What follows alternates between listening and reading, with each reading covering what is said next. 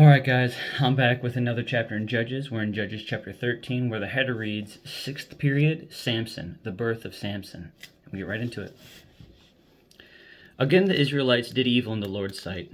So the Lord handed them over to the Philistines, who oppressed them for 40 years.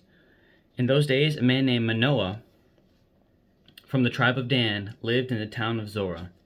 His wife was unable to become pregnant, and they had no children. The angel of the Lord appeared to Manoah's wife and said, "Even though you have been unable to have children, you will soon become pregnant and give birth to a son. So be careful. You must not drink wine or any other alcoholic drink, nor eat any forbidden food.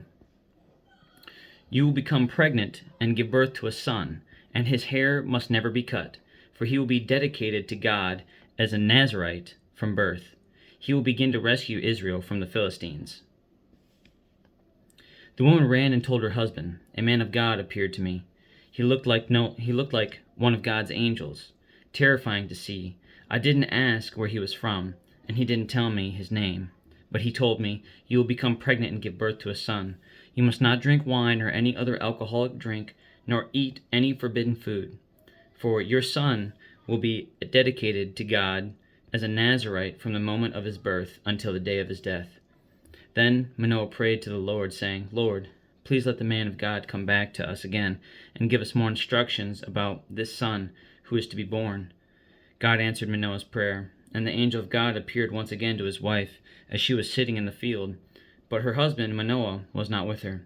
So she quickly ran and told her husband, 'The man who appeared to me the other day is here again.' Manoah ran back with his wife and asked, 'Are you the man who spoke to my wife the other day?' 'Yes,' he replied, 'I am.' So Manoah asked him, 'When the words come true, what kind of rules should govern the boy's life and work?' The angel of the Lord replied, 'Be sure your wife follows the instructions I gave her. She must not eat grapes or raisins, drink wine or any other alcoholic drink, or eat any forbidden food.' Then Manoah said to the angel of the Lord, 'Please stay here until we can prepare a young goat for you to eat.' 'I will stay.' The angel of the Lord replied, 'But I will not eat anything. However, you may prepare a burnt offering as a sacrifice to the Lord.' Manoah didn't realize it was the angel of the Lord. Then Manoah asked the angel of the Lord, 'What is your name? For when all this comes true, we want to honor you.' 'Why do you ask my name?' the angel of the Lord replied. 'It is too wonderful for you to understand.' When Manoah took a young goat and a grain offering and offered it on a rock as a sacrifice to the Lord, and as Manoah and his wife watched, the Lord did an amazing thing. As the flames from the altar shot up toward the sky, the angel of the Lord ascended in the fire. When Manoah and his wife saw this, they fell with their faces to the ground. The angel did not appear again to Manoah and his wife. Manoah finally realized it was the angel of the Lord, and he said to his wife, 'We will certainly die, for we have seen God.' But his wife said, 'If the Lord were going to kill us, he wouldn't have accepted our burnt offering and grain offering. He wouldn't have appeared to us and told us this wonderful thing and done these miracles.' When her son was born, she named him Samson, and the Lord blessed him as he grew up, and the Spirit of the Lord began to stir him while he lived in Mahanadan, I think that's how you pronounce it, Mahanadan, which is located between the towns of Zorah and Eshtaol."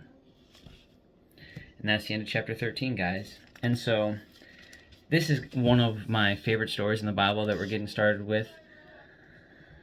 It's such a fantastic depiction of how God blesses us through dedication to Him, and truly how fickle our body is in comparison to the spirit when we just simply submit to God. Those of you that don't know the story of Samson, he's kind of like our version of Hercules, only complete fact. There's definitely support everything in this Bible I view as true, and it's not just it doesn't depend on my view, but that's how I truly believe it. I know that there's a bunch of supporting documentation on Jesus and all that. I walk by faith, not by sight, and so knowing that these stories are true, reading about Samson and the physical strength that he had, I always grew up thinking like, wow, that's so cool. This is our version of Hercules, and that really happened. And he could do all these things because he was dedicated to God, and all these fantastic stories.